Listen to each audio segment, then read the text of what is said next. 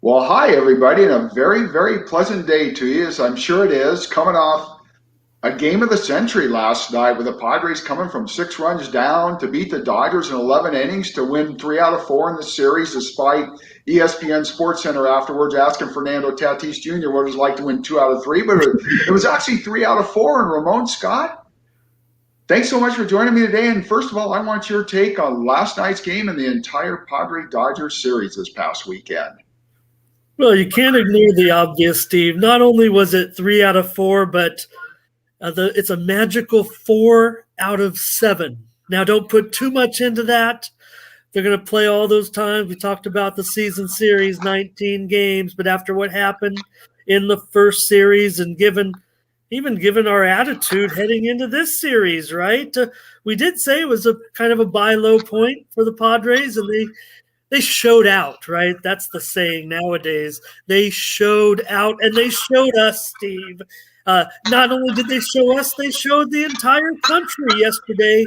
You said it was a historic win, a monumental win. It's not an exaggeration. It's one of the most improbable, incredible comebacks statistically in the history of the professional sport.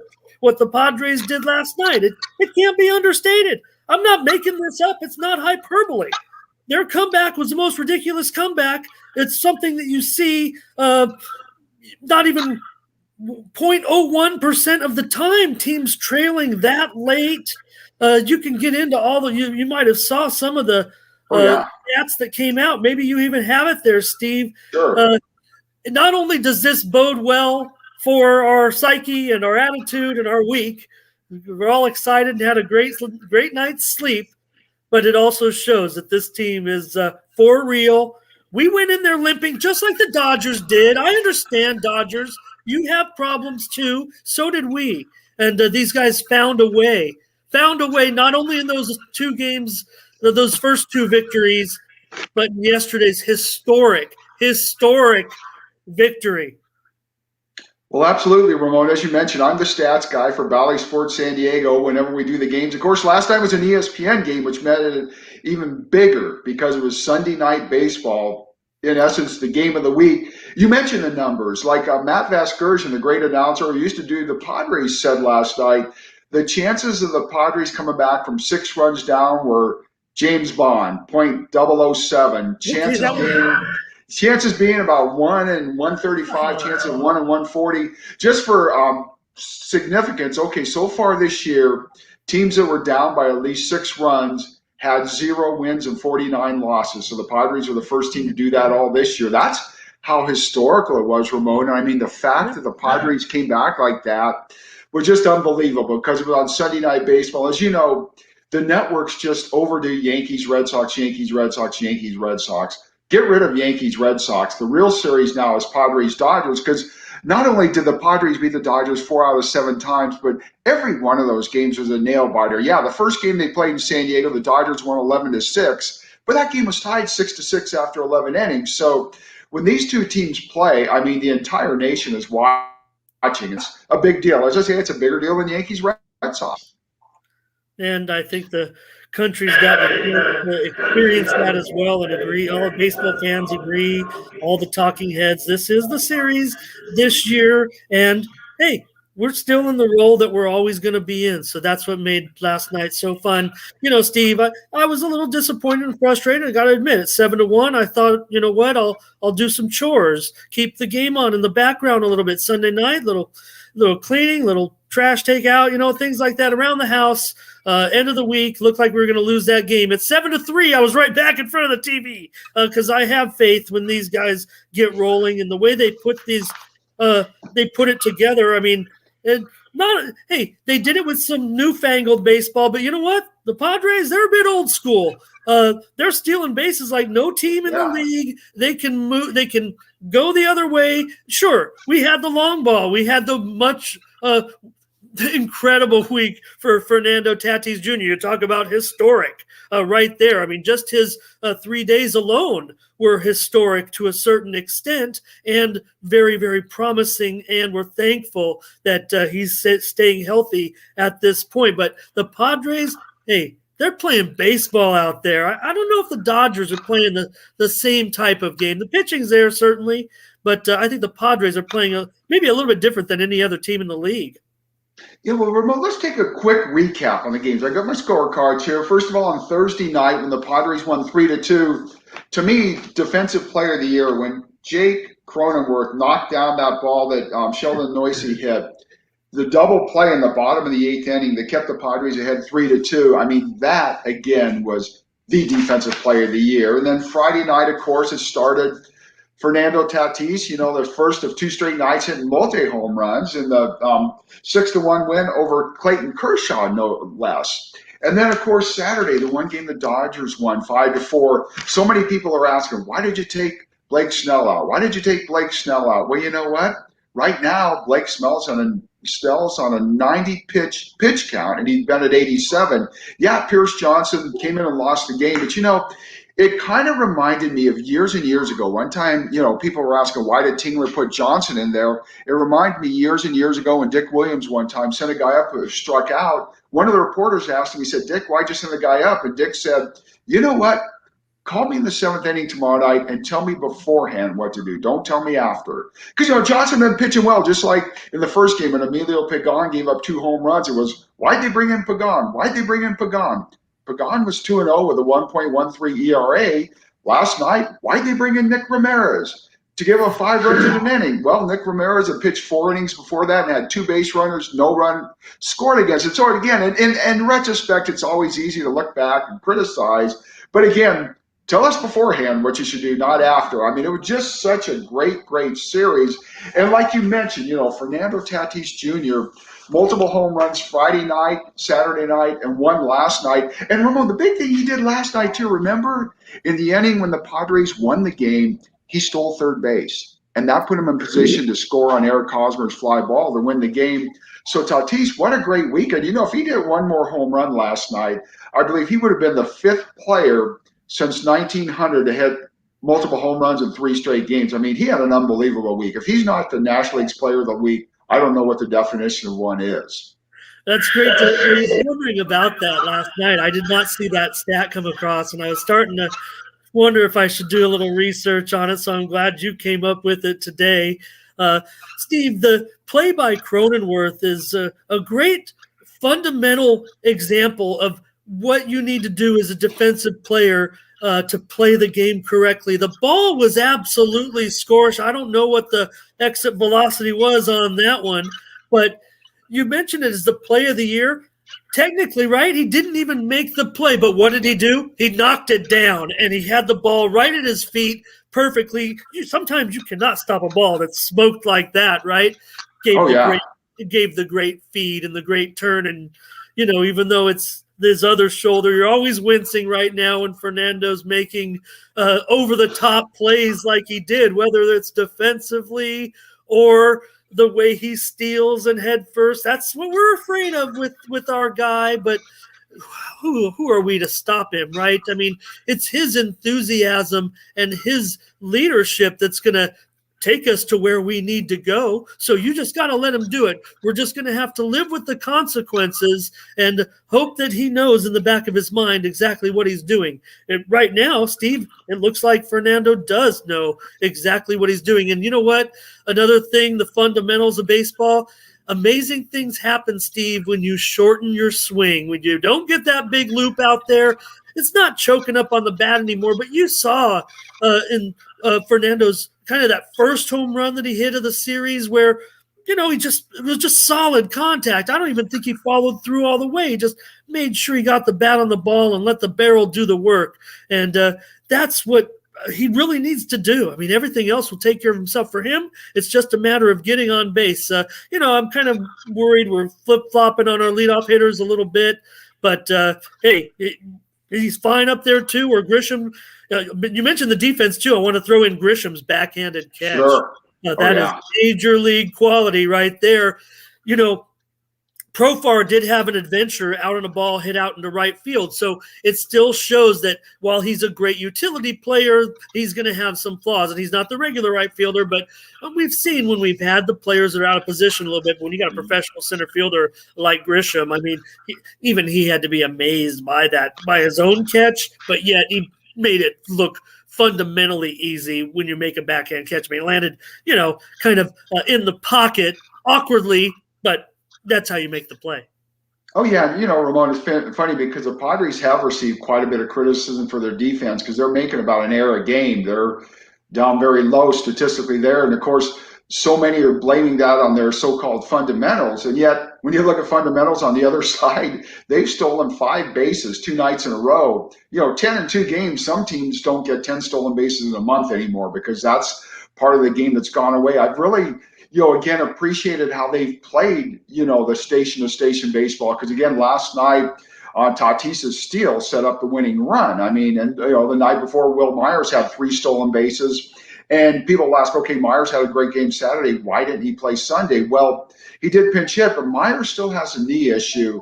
And basically the way the Padres are looking at it, give him Sunday off, give him Monday off, give him 2 days to rest, and hopefully get the knee better. I mean, because that's something they need. I mean, again, as much as it's great that the Padres and Dodgers have had their 7-game World Series, so to speak, in April, that the Padres won 4 out of 7, you're still going to be looking at the long haul. Just like last night when Tingler brought in Nick Ramirez in the in the 6th inning. Why did he do that? Well, you know what? The bullpen was taxed. So sometimes you got to look at the long haul as well as the short haul, and that's what they did. And just luckily for the Padres, it still worked out.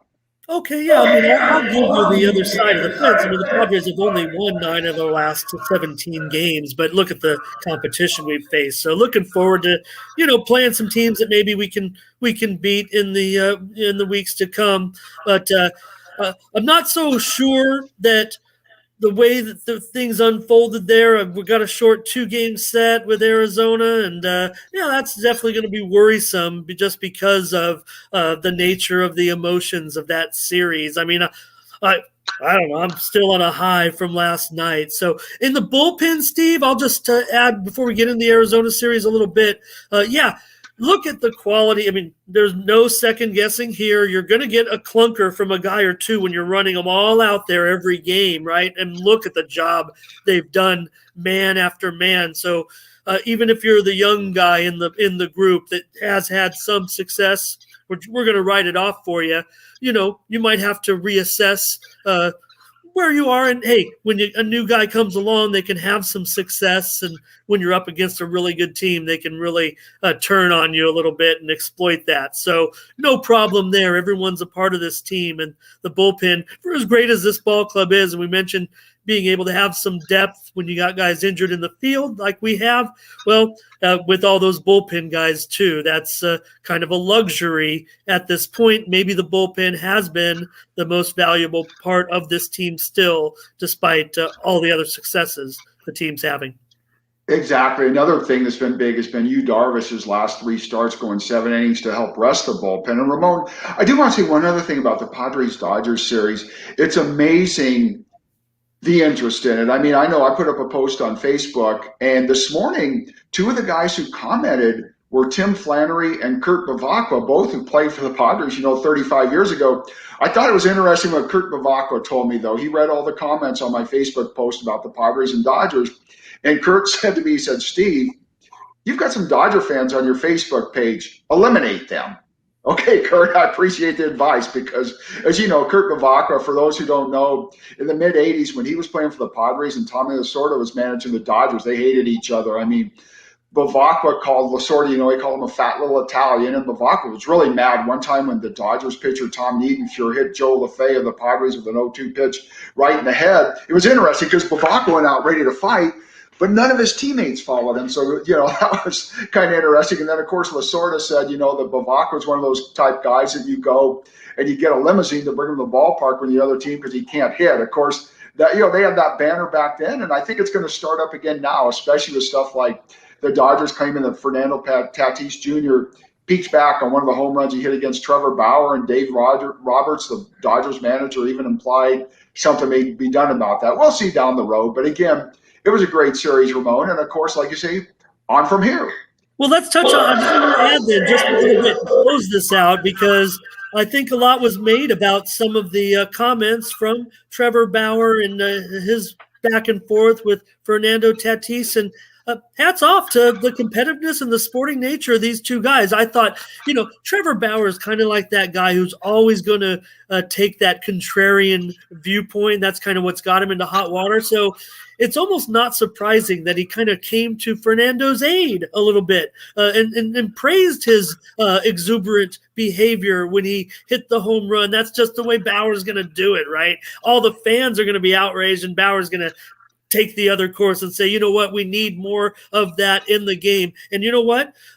Maybe I'm not going to side with Trevor Bauer in a lot of things, and maybe because he's praising our guy a little bit, I'm siding with him in this one. But when you look at how we all are kind of embarrassed for these baseball players when they do play the game of tit for tat, throwing inside, knocking guys off, maybe what we need to see is more of the exuberance and the pitchers needing to get back down to business and trying to get guys out rather than worrying about what the guy's going to say in the media or on social media, or because it's starting to look bad in a game that needs so much right now. I mean, this Padre-Dodgers series is really one of the few things that's going right for baseball to a certain extent coming out of the pandemic. So maybe Bauer's comments, everyone should take them a little bit more seriously than I don't know if they were tongue-in-cheek. I think they might have been from the heart because I think that's Bauer wears his heart on his sleeve. I agree. And, Ramona, it was funny on Friday night, actually, when Fernando hit his first home run off Bauer Saturday night. Anyway, that he covered his eye because, as you know, during spring training, Trevor Bauer closed his eye a lot when he was pitching against the Padres. He said, hey, if I can get him out with one eye, I'll certainly get him out with two eyes. He didn't do that with Fernando. And then the second time Fernando hit a home run off Bauer, he did the Bauer strut going back to the dugout. So I thought that was cool. And again, Trevor Bauer took it in stride. It's kind of like he said, hey, if I do my thing, they can do their thing. So that was interesting. Ramon, one other thing I think, wrapping this up with the Padres and Dodgers, let's look at the bookends of the Padres road trip. Their last 17 games, actually. They played 17 straight days. Two comments about that. First of all, as you know, we did the first 16 games on Bally Sports San Diego. After Saturday night's game that took almost 4 hours, I asked a lot of people I work with at Bally Sports, I said, what are you going to do the next 2 days when we're off? And they all said sleep, which is exactly what Fernando said last night when they asked him after the game what he plans to do today in Arizona. Another thing, though, Ramon, let's look at the bookends of this road trip. Okay, we know how it ended. The Padres coming back from 6 runs down to beat the Dodgers. How did this whole 17-game stretch start? Joe Musgrove's no-hitter. So you start with Musgrove's no-hitter. 16 games later, you come back and beat the Dodgers when you're down 7-1. What a run these last 17 days. And can the Padres use a breather tonight, day off tonight in Arizona, and a day off Thursday before the Giants come in this weekend? Absolutely. Nobody was jumping off the bandwagon. It just was, anxiety because we expect so much right now. And they rewarded us in this series, showed exactly what they're made of. It's a baseball season. You're going to lose 60, 70 games, hopefully not 80, but look, what they've done so far can't be understated. Playing tough teams. This is a great team, and let's just hope that we stay healthy. Like we said, team wasn't even healthy necessarily in this series. Neither were our opponents. Respect to them for their pointing that out as well. But we came through, man. I mean, we came through big time. I mean, the game last night, incredible. Well, yeah, Ramon, something we talked about a week ago, and it's going to hold again, is it's just like we were talking about earlier, Yankees, Red Sox. Whenever they play each other, it's such a big emotional series that they're usually flat the next series. We saw that with the Padres getting swept by Milwaukee. I think, and the greatest thing for the Padres, I really think, is having, like you see the schedule there, is having a night off tonight and Thursday. So maybe they can come out that emotional a bit off the Dodgers. Speaking of the Dodgers, they're going to play Cincinnati in LA tonight. The Reds have lost 7 straight. Don't be surprised if the Dodgers come out flat tonight because, my gosh, the last 2 days, the games have gone nearly 4 hours, a minute short of 5 hours. And they've got to play tonight. I mean, as I say, I think it's to the Padres' advantage to be off tonight. So let's see where it goes from here. Yeah, I am concerned. I'm glad the day off on Monday. We'll be back together on Thursday to talk about the Giants. So, Diamondbacks, we're going to miss Mad Bum, I guess, right? But hats off to him, Steve. I don't care what even Major League Baseball says, and I know it's not a 9-inning no-hitter, but a no-hitter's a no-hitter unless they strike the loss from the loss column or the win from the win column and the loss for the opponent. I'm pretty sure that's a no-hitter. Oh, yeah, because, Ramon, back in the day, a lot of us used to joke when the Padres, as you know, they went more than 8,200 games before Joe Musgrove's no-hitter, our own Joe Musgrove from out here in East County.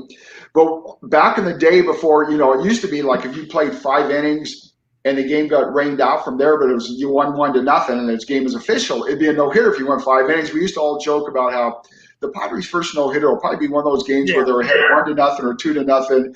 And rain after 5 innings, they'll have a no-hitter. That's how they're going to get it. Of course, Joe Musgrove did much better than that. But I'm with you. I think that should have been a no-hitter and go in the record books as a no-hitter for Madison Bumgarner yesterday. And to look at it, Zach Gallen in the first game against Atlanta gave up 1 hit. So basically, this Arizona team the Padres play tomorrow and Wednesday night, they shut out the Braves 14 innings yesterday on 1 hit. So beware of Arizona because, Moni, as we look at the standings real quick, in the National League West, Dodgers are in first. Giants are 1 game out. Padres are 3 out. Arizona's 4 out. Colorado's 6.5 out. So even though it's only April, Padres need to win at least 1 game in Arizona. They'll be in 4th place. Yeah, we can win these games, but again, the emotional part of it will be what they'll have to overcome, as well as getting this bullpen back. Need the rest. They're still not going to be. I mean, they just threw too many innings, so they're going to hopefully get some innings out of the starters because they really got to try to rest this bullpen over the next 4 days. Absolutely. Let's look at the Arizona series real quickly. The pitching matchups. Yes. Tomorrow night's game, Tuesday night, you got Chris Paddock 1-2 against Merrill Kelly 1-2. The Padres beat Kelly early this year. Last year they couldn't touch him. Wednesday's an interesting matchup. You got Ryan Weathers, who's 1-0 for the Padres, against Taylor Widener, who's 1-0 for Arizona. Now, remember, the Padres won the first 3 games of the season against Arizona. They lost on Sunday. Yeah, the pitcher that beat them was Taylor Widener. And you look at Ryan Weathers. Oh, my goodness. 15 1/3 innings, 1 run. What's been funny, though, Moni, is that Ryan Weathers has had a great career so far, but it's pretty much all been against the Dodgers. So it'll be interesting to see how he does in a start against somebody else come Wednesday night against Arizona. Well, if you're going well against the Dodgers, his pedigree, he's got a great pedigree. Obviously, has a terrific attitude. When you listen to him, I mean, he's a ball player. I mean, he's a ball player's son. So you really see in him already a lot of maturity and kind of like his down home spun talk when he's talking to the media after the game. So I think you have a professional on your hands for sure, whether or not, he'll live up to his performance so far, but hats off to him so far. Really, really impressed with what he's done. And Widener, we've talked about him already on the show, and he's had a pretty good start to his season as well. So, I think we can get to Merrill Kelly. It's just, like I said, Paddock, I want to get him some runs. I think it's always important for him right now. It feels like to me, I don't have any statistical data to back that up, but feels like he needs to have some comfortability, or he is a little uptight in the early going, and that's where it's led to some of his poor outings. Yeah, remember his last start, he gave up 5 runs against Milwaukee. Only 1 was earned, but that's kind of a stat that, because he had 2 outs and then an error, which makes every run after that unearned. And, he gave up 4 more runs after an error that could have been a 3rd out. So he's got to settle down. Because, as you know, Chris Paddock last season was the Padres' opening day pitcher. And now he's that pitcher if and hopefully when Nelson Lamet comes back. I think Ryan Weathers may be in the rotation for good. If somebody has to leave the rotation, it's probably Chris Paddock. So he needs to come up with a big performance, tomorrow night in Arizona. Otherwise, again, at some point they're going to have to make a decision with him. Do you put him in the bullpen, or do you even, send him down the minors to work on stuff? Because again, he's just hasn't been performing that well so far. But we'll see how Paddock does tomorrow. And again, with Ryan Weathers on Wednesday, I'm going to be real curious to see how he does against somebody other than the Dodgers, because historically the Dodgers don't do well against left-handed pitching, and Weathers certainly has driven that point home. So good for him, and we'll just see how it goes Wednesday night when he pitches in Arizona. And I hope each guy can at least go 5 innings so the bullpen won't be so taxed. It'd be nice for the bullpen to get a breather here these next 4 days with 2 off days and then 2 games in Arizona. Yeah, for sure. And then the Giants, after that, you mentioned them being in second place. So, like I said, I mean, we did take the 4 out of 7 from the Dodgers, that magical 7-game series, but still really just trotting along, really, with the Dodgers having that lead in the division. So, like I said, I just want to get to maybe a point where the Padres' talent will come through and they could put together some winning streaks, even on the road, where, they are obviously one of the top teams talent-wise in the league. So hopefully that will carry out and allow them to, knock out some winning streaks that's going to separate them from hopefully these 2 pretenders in the division. Like I said, hats off to Mad Bum. He's still got a little something left in the tank. I'm glad we don't. Sometimes lately I've kind of wanted to see him, but maybe not when he's on top of his game. You don't necessarily want to see him when you're facing Arizona. So I'll take my chances with Kelly and the kid. Yeah, it'd be interesting because Mad Bum has not pitched well against the Padres the last couple of years. And, Ramon, one thing that's interesting, like you say, after the 2 games in Arizona, the Padres come home for 3 against San Francisco and 3 against the Pittsburgh team that they split with in Pittsburgh that they better sweep in San Diego. And, it's interesting with the Giants. This will be their 2nd series in San Diego already in the first month of the season. So they'll only come here one more time. And also with a Padres schedule against the Dodgers, the next 2 times they play the series are in San Diego, and the last 2 series are in September in LA. I don't know who makes the schedule, but it's kind of weird that, again, the Giants have been here twice, and the Padres will not have been to San Francisco once the Giants leave town. So we'll see what happens. But again, this is a big week coming up because you got, again, 2 in Arizona, 3 here against San Francisco, then 3 against Pittsburgh next week. So these next 8 days, as I say, coming off that series against the Dodgers, the Padres can't be flat like they were last time when they got swept by Milwaukee. So we'll see where we go from here. Yeah, that being able to kind of rise above everything and win these 3 consecutive games capped by the rally. Given our attitude on the last show, leading into that series, I mean, you're hopeful. You're hopeful they'll go in there, and that they're going to be fired up, and they might have actually rode the emotion a little bit to beat the Dodgers, given the way that they had played leading into the series. So, that's important, but then that also leads you to the emotional up and downs of a long schedule. I mean, we're only in the last week of April. So, you tried to calm me down a little bit last show, Steve, and you were right, and everything's kind of working out. I want to touch on one thing league-wide that I wasn't able to get a comment off on social media, but I just will touch on it with you right here in our last minute and a half, because it was one of the coolest stories of the weekend. Was down in a game in Atlanta where the foul ball was heading towards the netting in the stands, and Calhoun went over to try to make the catch. We talk about the magic of baseball and what makes it such a special game, and the questions right now of if this game can survive given the way sports is evolving, and are there going to be fans to love this game like we have all of our lives.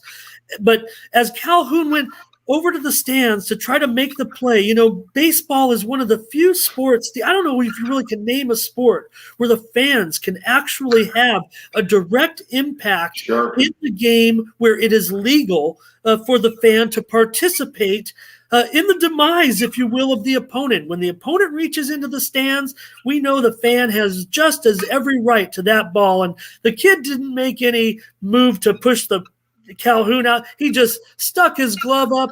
He was a little bit higher than Calhoun and made that catch. And Calhoun looked down at the young man. He's on the visiting team, and he gave him a fist bump, like, nice play. You had a chance at it, and I had a chance at it live in a game. Like I said, he took an out away. The kid took an out away. He became an instant star on TikTok and social media, and really was the play of the week on SportsCenter. Just an incredible play. But like I said, Steve, baseball, the chance where you go to the park and you can have an impact on the play. Won't talk about Bartman, but you know what I mean. Sure, good for Cole Calhoun what he did by, giving the kid a fist bump and all. Appreciated that. And Ramon Scott, appreciate you being with me today. And as we say, Padres off here on Monday, Tuesday, Wednesday in Arizona, Giants here Friday, Saturday, Sunday in San Diego. Again, I'll look forward to catching up with you again Thursday morning at 11 here on Facebook Live, and I'll let you have the last word. Thanks so much. Yeah, great job, Padres. Don't sleep on these Diamondbacks. Let's go get a couple of wins, and we'll see you on Thursday.